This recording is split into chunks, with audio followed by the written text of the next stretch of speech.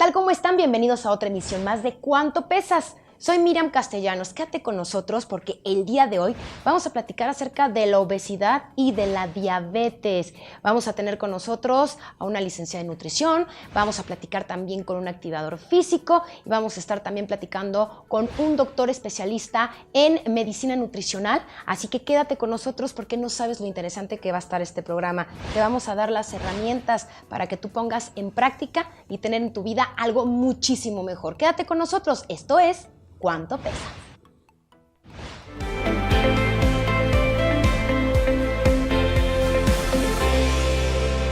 En esta ocasión nos visita en el programa de ¿Cuánto pesa? Rodolfo Guajardo, que él es maestro en nutrición clínica y escritor del libro Vives con Diabetes. Rodolfo, ¿cómo estás? Bienvenido a ¿Cuánto pesas? Bien, muchas gracias, Miriam.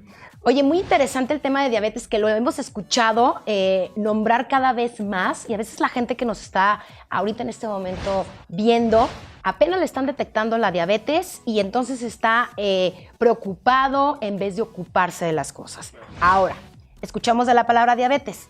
¿Qué es diabetes? Muy bien, mira, pues te lo pongo de una forma muy sencilla para que todo el mundo lo pueda entender. La diabetes es cuando existen niveles más altos de glucosa de lo normal. ¿Cuánto sería lo normal? Bueno, pues lo normal sería hasta 99 miligramos por decilitro de glucosa en sangre. Entonces hay que hacerse una prueba. Sí, eso es lo primero. Esa prueba puede hacerse a través de un laboratorio donde se hace una toma central o bien con estos aparatitos que tiene la gente en su casa. Los que te pinchan. Ajá, con los que te picas, checas los niveles de glucosa y si está por debajo de 99 o hasta 99, eso es normal. Cuando los valores de glucosa están por arriba de los 100 puntos hasta los 125, se considera como prediabetes. Y cuando están por arriba de los 126 miligramos por decilitro, entonces se considera diabetes. Esto no en una sola medición, sino que hay que hacer varias pruebas para ver si esto se repite, y si se repite, entonces se podría considerar que una persona tiene diabetes.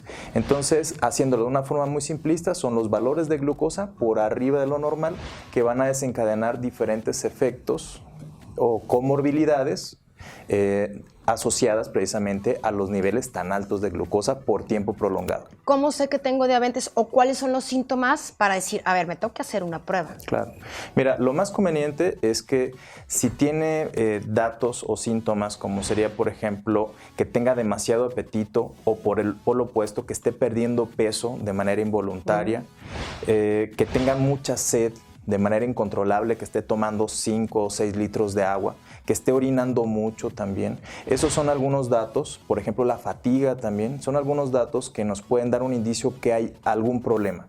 Entonces lo más conveniente es que no se autoevalúen, sino que vayan con un médico y que el médico les recomiende la serie o batería de estudios más convenientes para identificar si tienen diabetes o no. ¿Médico general y puede determinar este tipo de estudios? Puede ser un médico general, que es el médico de primer contacto realmente. Okay. Ajá. Pero lo más conveniente es que el tratamiento lo pueda dar un médico general, pero si es de difícil control la diabetes, lo más conveniente es que lo vea un médico internista o un endocrinólogo. Ok. En esta segunda temporada hemos platicado nos hemos enfocado más en lo que es la obesidad y todas las enfermedades que conlleva la obesidad. Por ejemplo, la diabetes. Hay mucha gente que tiene, o en su mayoría los que tienen obesidad, tienen esta enfermedad que se llama diabetes. ¿Por qué? ¿Por qué padecen tanto? Bueno, pasa una serie de fenómenos muy interesantes. Cuando uno empieza a comer de más, empieza a almacenar esta cantidad excesiva de energía en forma de grasa. Y entonces los depósitos de grasa, que se llaman adipocitos, empiezan a almacenar grandes cantidades de grasa. Y lo que sucede es que el adipocito se ha identificado que tiene muchos efectos metabólicos y uno de ellos es producir algunas sustancias, vamos a llamarle de esta forma, que son como, hay algunos que son mediadores inflamatorios, otros son como tipos hormonas. Estas sustancias que se llaman adipocinas o adipoquinas ocasionan un problema que se llama resistencia a la insulina. ¿Qué es la resistencia a la insulina? Haz de cuenta que cuando nosotros comemos un alimento que tiene carbohidratos, como por ejemplo, como pastas, refrescos, Uh-huh. lo que quieras. ¿Sí? Galletas, por ejemplo. Entonces tú comes una galleta Y entonces tu cuerpo esta forma de galleta la va haciendo en formas más sencillas, más simplistas, hasta que se convierten en moléculas de glucosa. Entonces, independientemente si tú te comiste una tostada, una tortilla, una galleta o azúcar, tu cuerpo lo va a convertir entonces a glucosa. Esa glucosa va a ser absorbida a nivel intestinal y entonces van a incrementarse las concentraciones de glucosa. Cuando llegan por arriba de cierto nivel, entonces se envía una señal a un órgano que tenemos que se llama páncreas. Y el páncreas es el encargado de liberar, primero de formar y después de liberar insulina. Entonces, dependiendo qué tan altos se vayan incrementando los niveles de glucosa, son las cantidades de insulina que el páncreas va a liberar. Y la acción o la actividad de la insulina es empezar y llegar a tocar las puertas de las células y decirle, oye, ahí va para adentro una molécula de glucosa. Eso debería ser lo adecuado.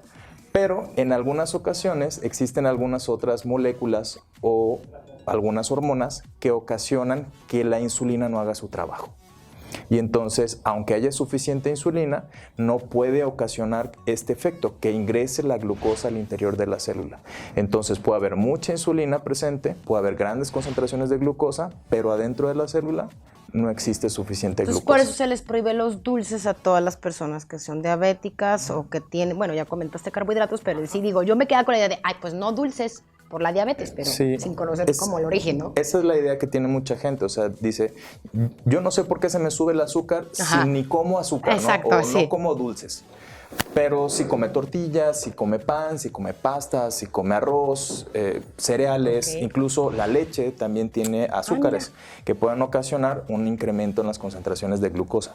Entonces, un aspecto muy importante, Miriam, para normalizar los niveles de glucosa en personas con diabetes, una parte importante, no es todo, pero sí es significativo, es la alimentación, ¿sale? Entonces, necesitamos controlar la cantidad de alimentos con carbohidratos que están consumiendo dentro del plan de alimentación.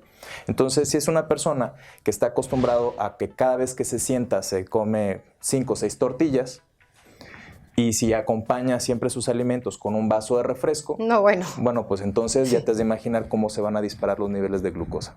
¿Se hereda a la diabetes? Fíjate que no necesariamente se hereda, pero sí son factores de riesgo. Por ejemplo, si tienes a papá o mamá con diabetes, tú tienes el 25% de desarrollar diabetes. Pero si tienes papá, mamá y un hermano, tienes hasta el 75% de posibilidades de desarrollar diabetes. Entonces quiere decir que el gen está muy fuerte.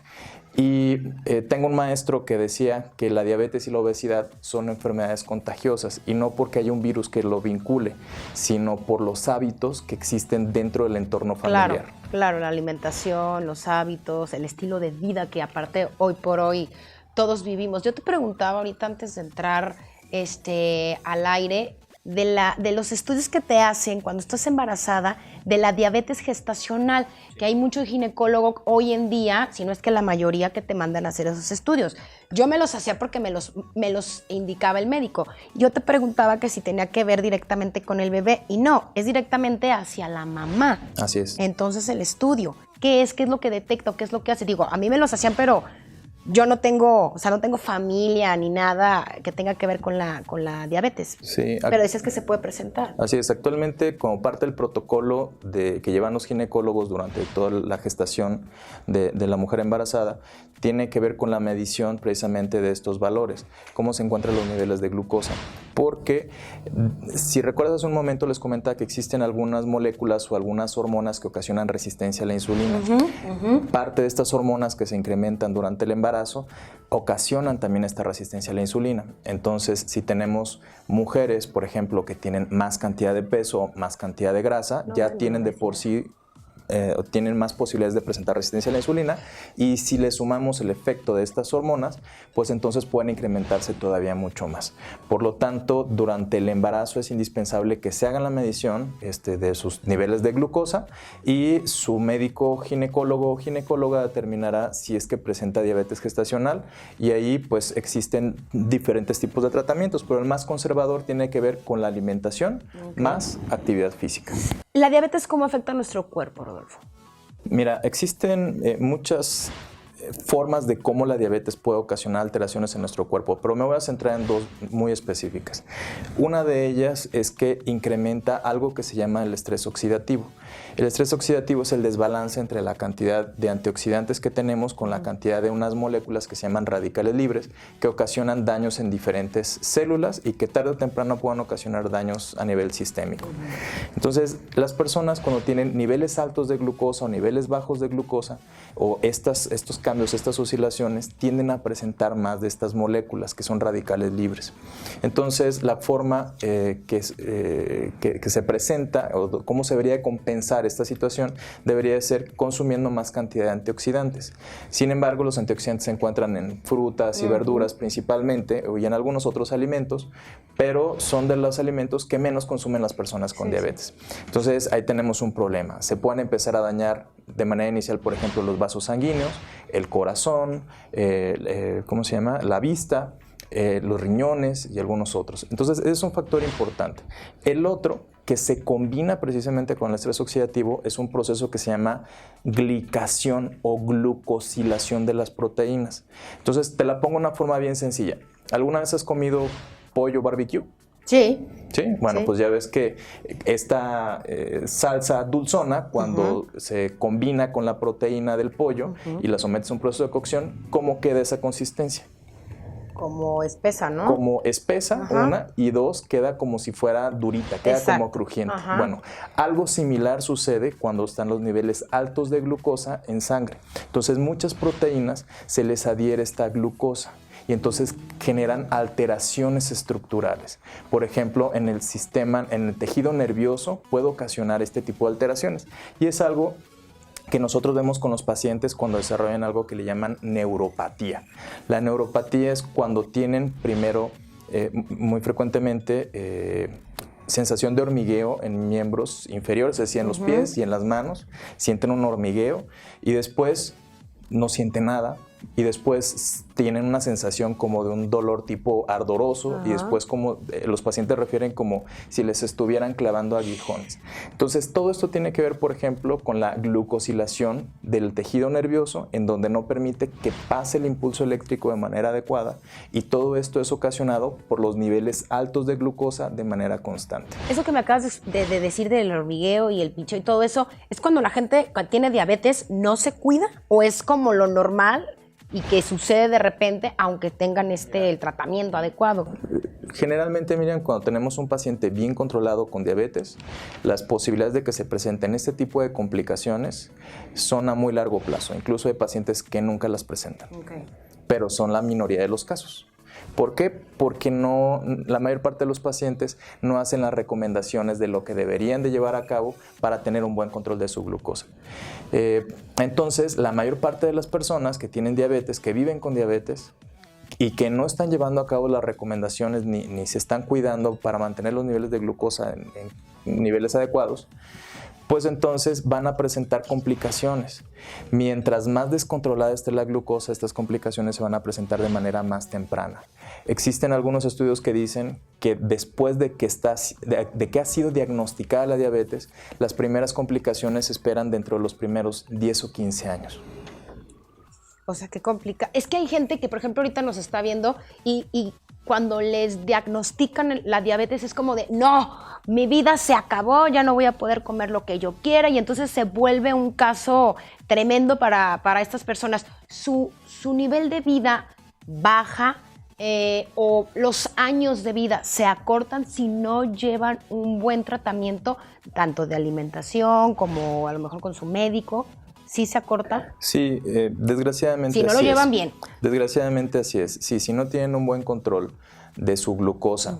Y ahí existen varios factores que los voy a comentar de manera muy breve, como podría ser la alimentación, que es un factor muy importante, pero existen otros como por ejemplo el tratamiento médico, el tratamiento o la activación física.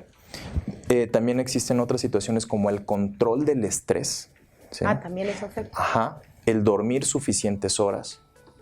Y existen también algunos otros factores que yo, por ejemplo, como parte del tratamiento nutricional, siempre utilizo diferentes tipos de suplementos nutricionales, como por ejemplo en el caso de los pacientes con diabetes, he observado que no solamente por una apreciación mía, sino que está publicado en estudios científicos, que el cromo, por ejemplo, o el magnesio tiene efectos positivos al momento de disminuir esa resistencia a la insulina de la cual habíamos estado platicando hace un momento. Entonces, como es difícil que alcancen a cubrir los requerimientos de estos minerales, pues entonces utilizo algunos suplementos que le ayudan a mejorar entonces el perfil glucémico. Existen otras vitaminas del complejo B que pueden tener efectos parecidos, que nuevamente para tener esos efectos benéficos tendría que consumir cantidades industriales de algunos alimentos, entonces es poco factible que lo puedan llevar exclusivamente con la alimentación. Entonces yo me baso en una alimentación adecuada, equilibrada, que sea específica para ese tipo de paciente, porque hay personas que tienen más afinidad por consumir ciertos alimentos, pero hay algunos otros que digamos que podemos tener un poquito más de flexibilidad con los mismos alimentos. Entonces, para estas personas necesitamos hacer cambios importantes en los alimentos y para muchos de ellos sí tenemos que disminuir el aporte de alimentos con grandes cargas de carbohidratos y en algunos otros basta solamente con consumir muy pequeñas cantidades de manera cotidiana. Oye, hablas de cambios y los cambios más pequeños son los que hacen la diferencia. Platicábamos de algo que se me hizo muy interesante, que no nada más con la gente que tiene obesidad, porque últimamente, bueno, me platicas que has tratado a mucha gente con obesidad y con, obviamente, que tienen la diabetes, pero esos pequeños cambios como, por ejemplo, el masticar los alimentos ciertas veces, que ahorita me platicaba Rodolfo, dije, no, bueno, con el ritmo de vida que llevamos todos, si uno alcanza a comer algo y en rapidísimo, vámonos, o sea, no tienes el tiempo. A ver, cuéntame esos pequeños cambios que la gente deberíamos de empezar a hacer ya. Sí, mira, de una forma muy, muy simplista lo podremos poner de esta manera. Es importante vigilar el tamaño de las porciones. Ajá, para empezar. Para empezar. Entonces, ¿cuál sería una porción adecuada? Una porción adecuada debería ser del tamaño, no de una charola botanera, sino del tamaño de un plato que mida aproximadamente 20 centímetros de diámetro. Entonces, si lo ponemos de una forma muy simplista, si ponemos una hoja tamaño carta, es no a lo largo, sino a lo ancho, ese debería ser el tamaño del plato que deberíamos estar utilizando. ¿Ok? Ahora, ¿cómo dividimos ese plato? Yo en mi libro, que es Vives con Diabetes, lo que le recomiendo a las personas es un método muy simple. Existen varios métodos para el control de la alimentación en las personas con diabetes, pero este es muy, muy básico. Haz de cuenta, la mitad del plato ¿sí? debería de ir con preferentemente verduras. ¿Sí? Verduras también es otro aspecto importante. Mucha gente cuando les digo verduras, pues piensan en verduras al vapor. Y la intención es que consuman principalmente verduras crudas, ¿sí? En una mayor proporción crudas que cocidas o al vapor. ¿Por qué? Porque cuando tú sometes una fruta o una verdura a un proceso de cocción, la fibra que tiene esta fruta o verdura se convierte en glucosa. Y el ejemplo más sencillo es cuando tú comes zanahorias. Si las comes crudas, entonces tiene un sabor diferente que cuando las comes cocidas. Cocidas saben más dulzonas. Así es, cocidas saben más dulzonas. Entonces, la mitad del plato, preferentemente entonces con verduras, y después dividimos la mitad del plato que nos queda, y sería una cuarta parte del plato con alimentos ricos en proteínas, del tipo que quieras, carne, pollo, pescado. La intención es consumir uno de estos alimentos cada día de la semana. ¿Sí? O 2 veces a la semana, por ejemplo, 2 veces pollo, 2 veces pescado, 2 veces carne roja. Y el último día que nos queda podría ser algún alimento alto en proteínas, pero no necesariamente alguno de estos. Puedes utilizar una proteína vegetal, por ejemplo. ¿Sí? Y en la última parte que nos queda del plato, en el último cuarto, en la última cuarta parte del plato, podríamos utilizar alimentos que en nutrición le llamamos cereales, pero que a final de cuentas son harinas o carbohidratos, como podría ser la pasta, el arroz integral, o podría ser, por ejemplo, una tortilla, una tostada, etcétera. ¿Qué tanta cantidad de estos alimentos, panes, tortillas, pastas y demás? Bueno, va a depender del tamaño y de la actividad física que tenga la persona. Entonces, ese podría ser, por ejemplo, un plato. ¿Cuántos platos hay que comer en el día? Pues depende. Depende nuevamente de los factores, pero en promedio deberían ser de 3 a 5 de estos platos posiblemente en el día. Sí, ya me dejaste pensando, ¿ya ves? Yo digo, a ver, ¿cuánto consumo? ¿Tengo tiempo? ¿No tengo tiempo? Oye, mencionando precisamente tu libro, hablas acerca de la gente, cómo tiene que, de una u otra manera, aceptar que tiene diabetes, ¿no? Va a empezar, para poder hacer pues todo lo que ya nos platicaste. Yo creo que mientras más niegue esa parte de, pues sí, de la enfermedad, más difícil me imagino que va a ser su día a día. Sí, así es. Existe un aspecto muy importante que viven las personas con diabetes y es que a nadie le gusta que le den malas noticias. Sí. ¿Sí? Y menos cuando estas noticias implican cambios en tu forma de comer y en tu forma de vivir. ¿Sí? Entonces, un aspecto muy importante es que mientras más rápido acepten que tienen la diabetes, más rápido podemos empezarnos a trabajar para poder mantener ese control de la glucosa del cual habíamos estado hablando hace un momento. Entonces, para muchas personas les cuesta muchísimo trabajo aceptarlo. ¿Por qué? Porque sienten que el mundo se les viene abajo, que ya no van a poder asistir a las reuniones con sus amigos, ya no van a poder comer la botana que tanto les gusta, ya no van a poder tomarse las cervezas o los tequilas como se los tomaban antes. Sí, el alcohol es otra de las cosas que no, ¿verdad? Es otro de los aspectos que también hay que cuidar. Cuidar. ¿Sí? Entonces, este aspecto, de manera social, lo podemos observar que es en donde a veces más les pega a las personas. Y después, cuando las personas con diabetes tienen algunas complicaciones, se sienten mal. ¿Sí? Se sienten mal porque ahora no nada más tienen un problema de diabetes, sino ahora ya no ven bien. O tienen el problema de diabetes y ahora empiezan a presentar problemas renales. Y esto, o se les sube la presión, por ejemplo, o presentan un infarto. Y estas situaciones ocasionan muchas limitaciones en las actividades de las mismas personas. Entonces les hace sentir mal, los hacen sentir incómodos, se sienten frustrados, se sienten enojados con ellos mismos y con Dios y con el universo, que por qué tienen o por qué desarrollan esa enfermedad. Y aquí, ¿por qué yo no? Así es. Y aquí lo importante que les platico en el libro es que la pregunta importante no es ¿por qué a mí?, sino es ¿para qué me sucedió a mí? ¿Qué es lo que tengo que aprender a través de la diabetes que tengo que cambiar en mi vida para mejorar? ¿Cómo se llama el libro? Rodolfo, enséñaselos.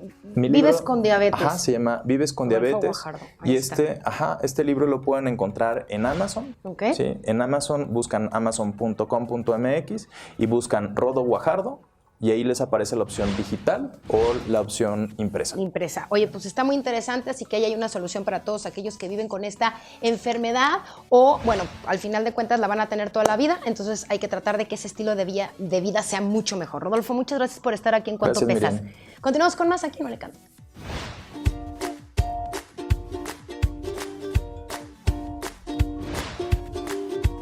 ¿Qué tal? Mi nombre es Eduardo Sandoval Rivadeneira, licenciado en nutrición y entrenador personal. El día de hoy vamos a ver una pequeña rutina de fuerza que podemos hacer en nuestras casas usando solo una liga de resistencia y un par de mancuernas. Es una rutina muy básica que cualquiera puede hacer, también personas con obesidad, para mejorar nuestros niveles de fuerza. Entonces vamos viendo ejercicio por ejercicio. Muy bien, vamos a comenzar con el entrenamiento. Para eso vamos a utilizar estas pequeñas mancuernas. No tienen que ser de este peso, solo es para objetivos de demostración. De hecho, en esta rutina no vamos a hacer mucho peso, porque el objetivo ahorita en el paciente con obesidad es que aprenda los ejercicios, que entienda bien la técnica, cómo es el movimiento y que realmente sienta el músculo que está trabajando. Una vez aprendida la técnica, progresivamente ya podemos aumentar el peso. Entonces vamos a hacer ejercicios muy básicos para las principales zonas corporales. Vamos a comenzar tirados en el piso boca arriba y tomamos nuestras mancuernas a la altura del pecho. A partir de aquí vamos a apretar conscientemente los músculos del pecho y las vamos a subir y las bajamos despacio. Siempre en los ejercicios tenemos que exhalar el aire en el momento del esfuerzo. En este caso el esfuerzo es de empuje, por lo tanto aquí inhalaría y al subir, que es el esfuerzo, saco el aire. Bajo despacio, inhalo y aquí exhalo. Aquí arriba realmente tengo que sentir que el músculo del pecho está trabajando. Si no lo siento, entonces tengo que trabajar en eso, porque si no simplemente se trata de mover el peso del punto A al punto B y no es de lo que se trata. Tenemos que realmente sentir que el músculo está trabajando. Entonces, unas 15 repeticiones más o menos, sin llegar demasiado a la fatiga. Hay que entender lo que estamos haciendo y familiarizarnos con el movimiento. Aquí cambiamos, ahora las mancuernas van a voltear a verse entre sí, Los brazos están un poco más atrás y lo que vamos a hacer es trabajar ahora el tríceps, que es la parte de atrás del brazo. Vamos a doblar los codos despacio y los estiramos. Igual, manteniendo aquí este ligero ángulo, no aquí, sino aquí. Bajamos despacio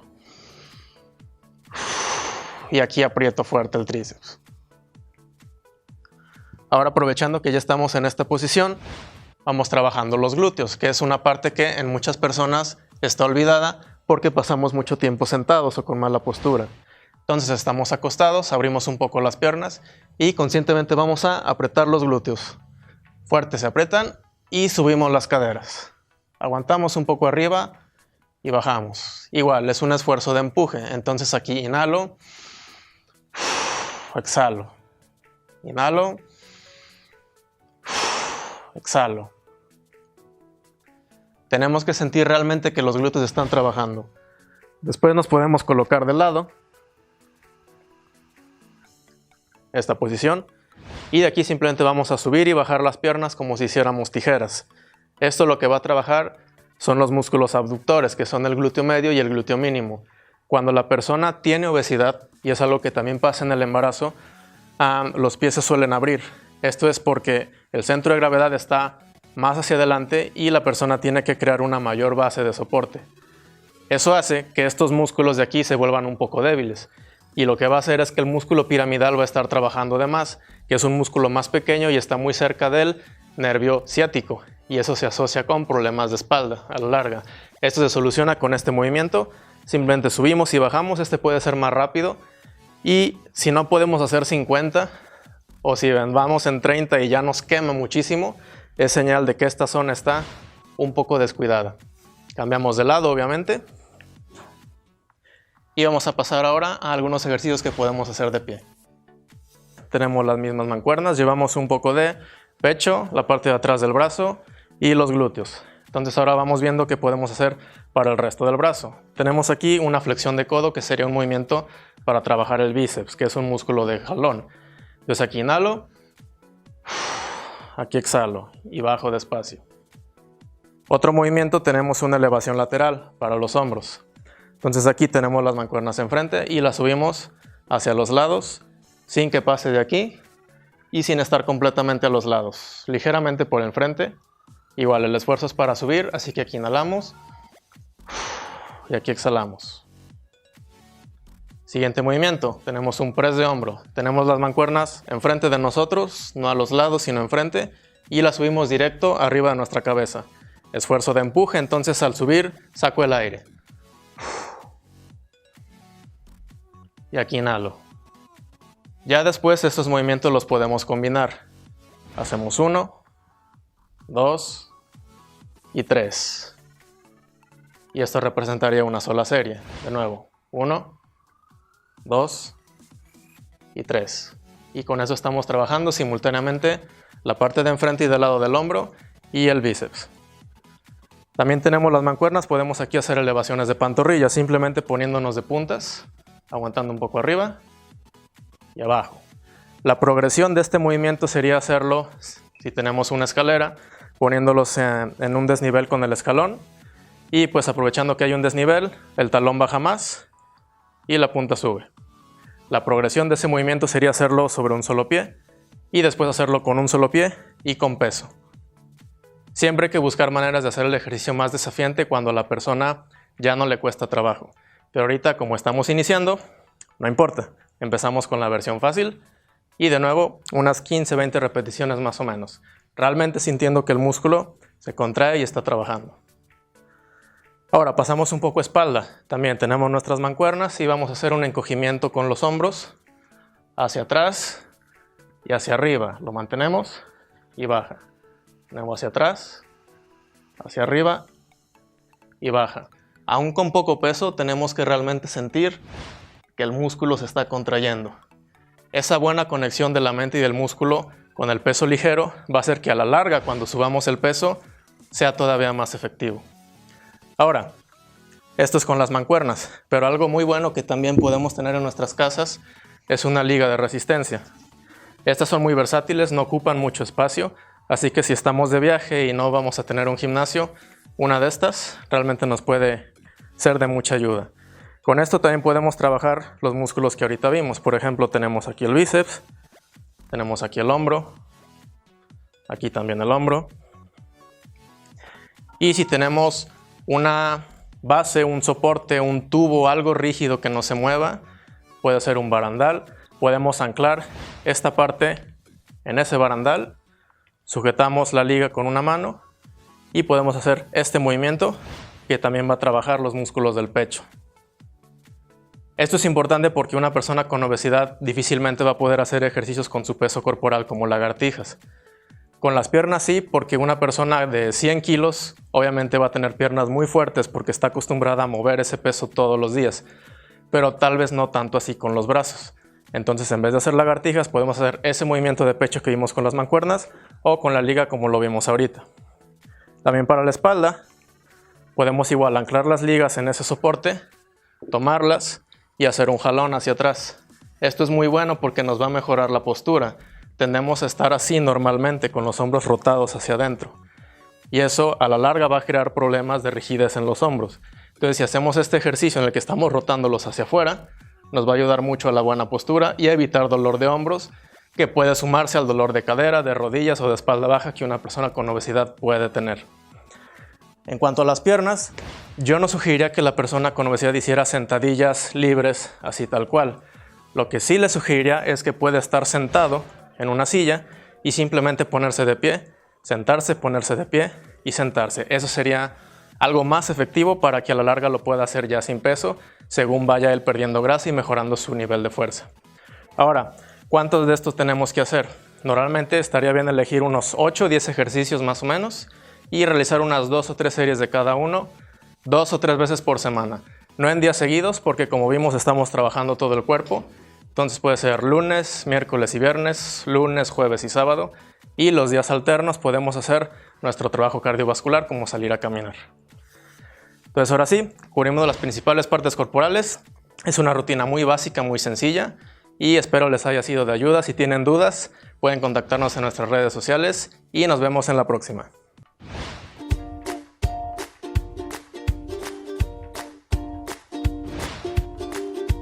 Ahora nos acompaña aquí en Cuánto Pesas la licenciada Gabriela Anaya. Ella es maestra en nutrición clínica y vamos a hablar de la alimentación y de la diabetes. Gaby, ¿cómo estás? Bienvenida. Hola Miriam, muchas gracias por la invitación. Muy bien, gracias. Oye Gaby, platicábamos acerca de la diabetes, ya lo platicábamos con Rodolfo. La diabetes es esta enfermedad que va obviamente en progreso si no se detecta a tiempo, ya se habló de los tratamientos, pero siempre se menciona algo muy importante, el estilo de vida, los hábitos alimenticios.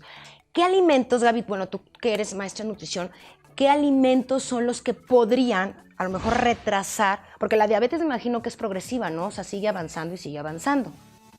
Sí, bueno, aquí tenemos un ambiente que, como ya lo habló Rodo, tenemos un ambiente en casa donde mucha gente se bebe las calorías. Tenemos un alto consumo de jugos, tenemos un alto contenido de refrescos, donde la gente en el ambiente en casa siempre bebe las calorías. Entonces el punto clave es empezar a eliminar algunos carbohidratos que son carbohidratos simples. ¿Qué quiere decir esto? Son alimentos que tras el consumo los niveles de glucosa se elevan inmediatamente, pero así como se elevan inmediatamente los niveles de glucosa, también se eliminan inmediatamente y no producen saciedad. Entonces, en este caso, respondiendo un poquito ahí a tu pregunta, tratar de incluir a la alimentación de todas las personas alimentos que sean carbohidratos complejos. Carbohidratos complejos quiere decir que yo me como el alimento, me van a causar saciedad y los niveles de glucosa, tanto del alimento, de ese carbohidrato, se van a liberar de manera prolongada en el transcurso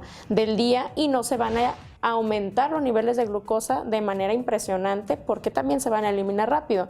Básicamente, ¿cuál es un carbohidrato complejo? Por ejemplo, pongo la manzana que tiene fibra, pongo algunas verduras que tienen fibra, podemos hablar de espinaca, podemos hablar de brócoli, podemos hablar enfocándonos a la fruta que es un carbohidrato también. Existen otras también como, no sé, las uvas tienen un índice glucémico intermedio, que es la velocidad en que los niveles de glucosa se elevan. Hay una gama muy amplia sobre estos alimentos, pero también existe el temor de las personas que no saben distinguir lo que es un índice glucémico y le tienen mucho temor al plátano, le tienen mucho temor a las uvas, le tienen mucho temor a alimentos que a lo mejor pueden repercutir medianamente, pero no necesariamente de manera explosiva, ¿no? Como lo haría un refresco, por ejemplo. Gaby, ¿qué alimentos son los que normalmente la gente que no tiene la enfermedad de diabetes y que a lo mejor no tiene obesidad, que probablemente pudieran después incrementar estos niveles de obesidad o estos niveles de diabetes que consumimos normalmente? Ya mencionaste lo que son los refrescos, luego de repente, no sé, la gente dice, pues no he desayunado nada, pero aquí está el señor de la fruta, déjame echarme de esos botes de todas las frutas habidas y por haber y entonces ya fue mi desayuno. ¿Está bien eso o está mal? No está bien. Aquí hay un tema muy interesante que tenemos que empezar a abordar el tema clave que es el déficit calórico que tenemos que englobar en la alimentación. Okay. Por ejemplo, la persona consume, digamos, 3,000 calorías o 2,000 calorías. Dentro de esas 2,000 calorías existe una cantidad de carbohidratos permitida. De esos carbohidratos, si la persona se come una cantidad enorme de fruta, hay que tomar en cuenta que un exceso de frutas también es malo, de índice ¿verdad? glucémico alto es malo. Incluso se ha relacionado con niveles de hipertrigliceridemia, una cantidad excesiva de fruta y sobre todo si es de cantidad de azúcar o de carga glucémica alta. ¿Cómo cuáles son esas frutas que tienen una cantidad? Por ejemplo, si voy a consumir fruta porque a lo mejor mi estilo de vida es como apresurado y me encuentro al señor del carrito de la esquina de fruta, en vez de pedir qué frutas no debería de pedir y qué frutas sí debería de pedir en cantidad más grande que, no sé, la sandía, no sé si tenga mucho nivel de azúcar, o qué frutas deberíamos en teoría pedir más. Bueno, las que no pudiera ser la sandía o mezcla papaya también, o sea, hacen una mezcla porque lamentablemente la mayoría de las frutas más dulces es la que más nos gusta. Sí, claro. Y si tiene diabetes la persona es la que más le gusta. Le preguntas a la señora con diabetes qué es lo que más le gusta comer y es la sandía.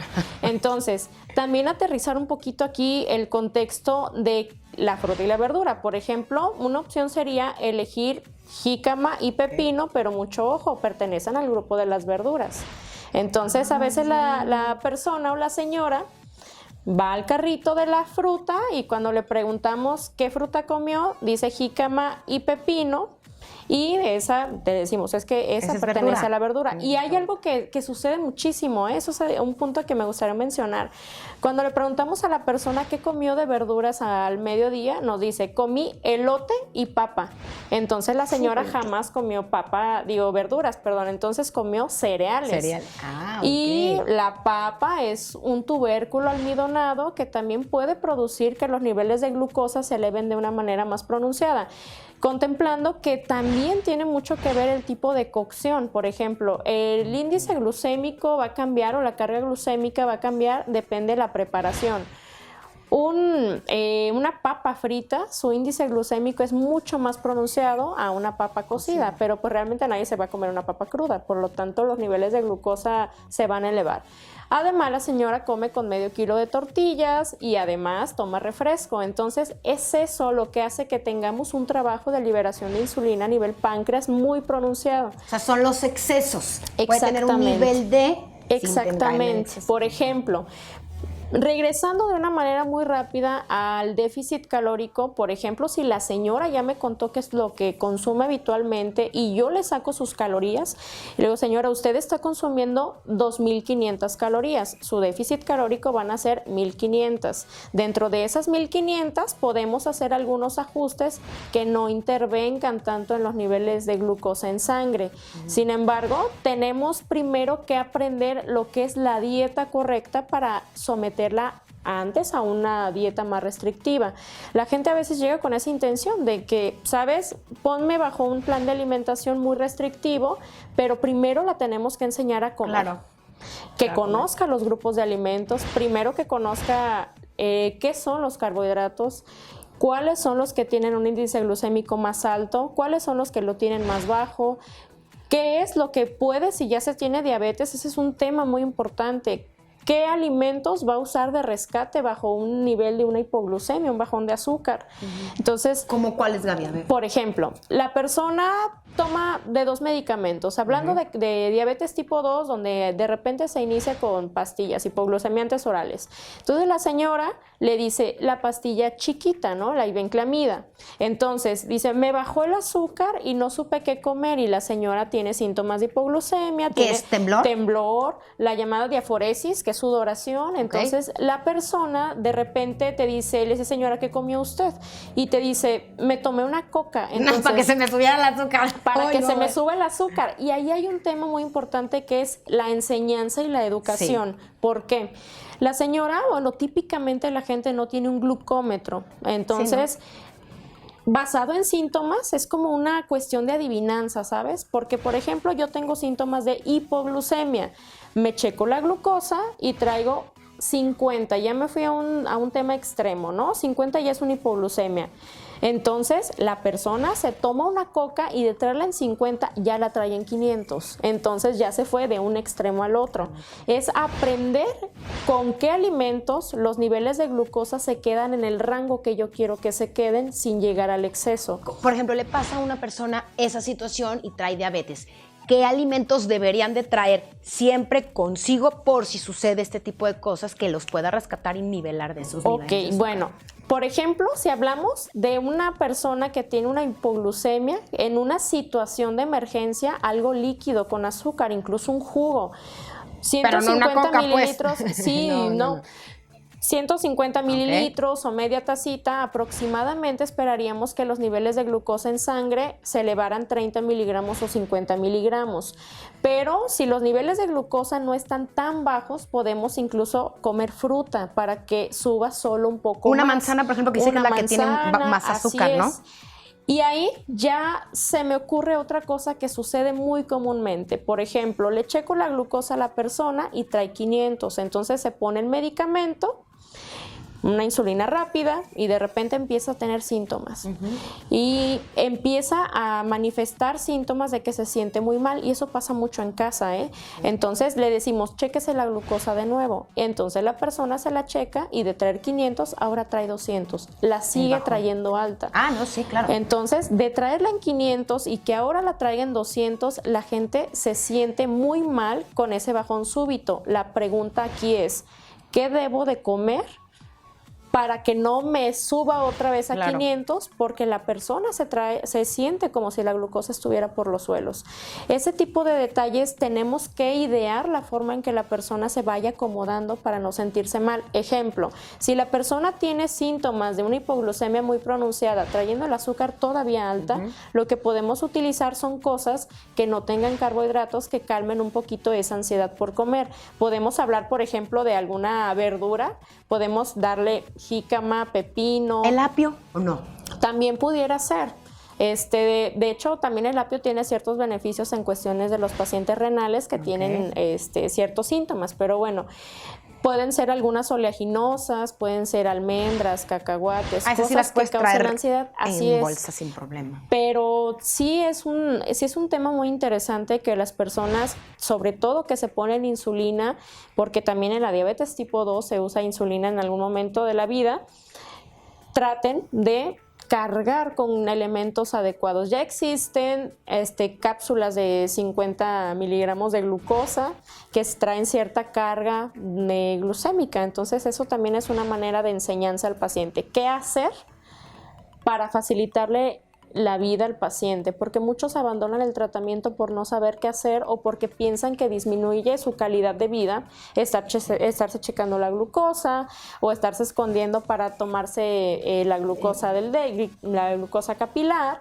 Pero pues ahorita ya hay muchas alternativas, están sensores y demás. Gaby, como conclusión, ¿qué le podrías recomendar a toda la gente que nos está viendo, que acaba de detectarse, que tiene diabetes y que cree que el mundo ya se le vino ahora sí encima y va a cambiar completamente su estilo de vida? Bueno, que se cuiden completamente, digo, a lo mejor es una palabra muy trillada, pero los primeros 5 años del cuidado de la diabetes a partir del diagnóstico va a determinar el tipo de vida que va a tener el resto de la vida. Entonces, si nos cuidamos los primeros 5 años, de una manera paradójica, ya se dice que el paciente en niveles adecuados va a tener una mejor calidad de vida. Incluso el control en la diabetes de reciente diagnóstico es mucho más estricta de mantener los niveles de hemoglobina glucosilada, que me dice cómo traigo la glucosa en 3 meses, a que si ya viene una persona de 70 años, que si yo lo manejo como alguien que tiene reciente diagnóstico, para él ya es una hipoglucemia.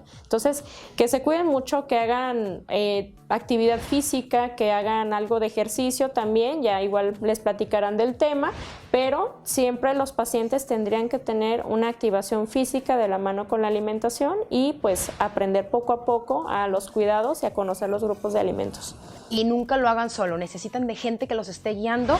Agárrense de la mano de un especialista, que son los, obviamente, profesionales que los van a guiar por el mejor camino, porque luego a veces uno cree que lo puede hacer solo o agarra la dieta de la amiga y no, cada quien, porque la dieta de una persona no es la misma para ti. Entonces, agárrense de un especialista, de una nutróloga, de un nutrólogo, que les esté diciendo exactamente cómo deben de hacer las cosas, porque el estilo de vida, su forma de trabajar, peso, edad, estatura, sexo, todo tiene que ver, ¿verdad? Así es. Gaby, muchísimas gracias por estar aquí con Gracias a ti, nosotros Miriam. en Cuánto Pesas. Continuamos.